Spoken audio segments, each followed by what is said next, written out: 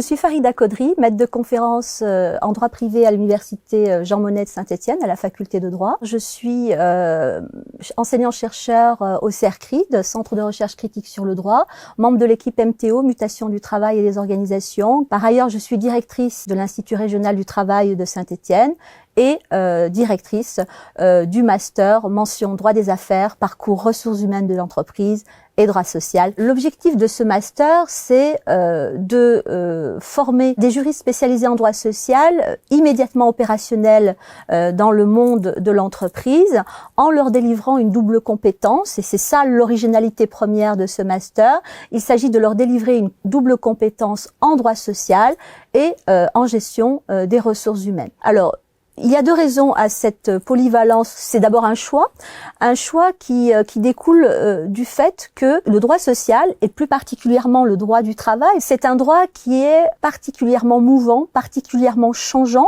et dont les mutations actuelles convergent vers les problématiques de gestion des ressources humaines. La deuxième raison, c'est que cette polyvalence correspond aux attentes actuelles du marché de l'emploi. Ce master, il est destiné à des étudiants qui envisagent d'être opérationnels immédiatement en entreprise, à la fois de grandes entreprises, des groupes, voire des multinationales, mais aussi des sociétés, des PME, PMI, des associations, des groupements d'employeurs, des syndicats de salariés, des cabinets d'expertise comptable et évidemment des cabinets d'avocats en tant que juristes spécialisés en droit social. C'est un master qui leur permet également de préparer les métiers judiciaires tels qu'avocature, magistrature, ou alors de préparer des concours administratifs, le concours d'entrée à l'EN3S, l'École nationale supérieure de la sécurité sociale, qui est à Saint-Étienne. Ce master est un master à visée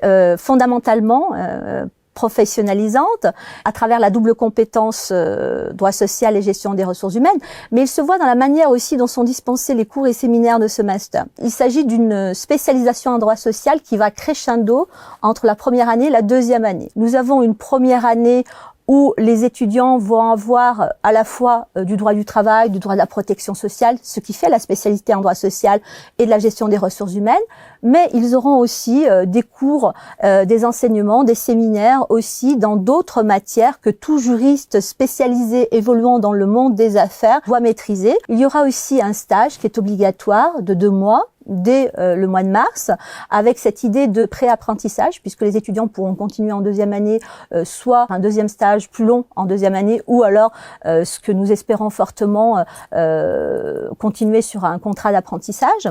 Donc la deuxième année, on va avoir des matières encore plus spécialisées, on va avoir des mises en situation professionnelles, des focus sur certaines thématiques. Ils vont aussi apprendre des tas de choses, ce qu'ils seront amenés à faire dans le cadre de l'apprentissage s'ils en font, et ils en font un, et ce qu'ils seront sûrement amenés à faire en qualité de professionnels aguerris au droit social.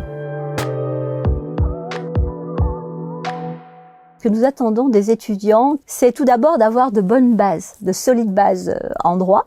Ensuite, c'est d'avoir une appétence toute particulière pour le droit des affaires, mais plus spécialement pour le droit social, d'avoir une curiosité intellectuelle et une appétence aussi pour la technique juridique, d'avoir un assez bon niveau en anglais, de l'investissement, de la rigueur, ce qui est somme toute classique pour un étudiant en général et un étudiant en droit en particulier. On attendra d'eux aussi de l'investissement dans leur stage et dans leur apprentissage. Nous serons aussi attentifs aux qualités rédactionnelles. Il ne faut pas oublier que c'est un master sélectif. Il n'y aura que 30 places.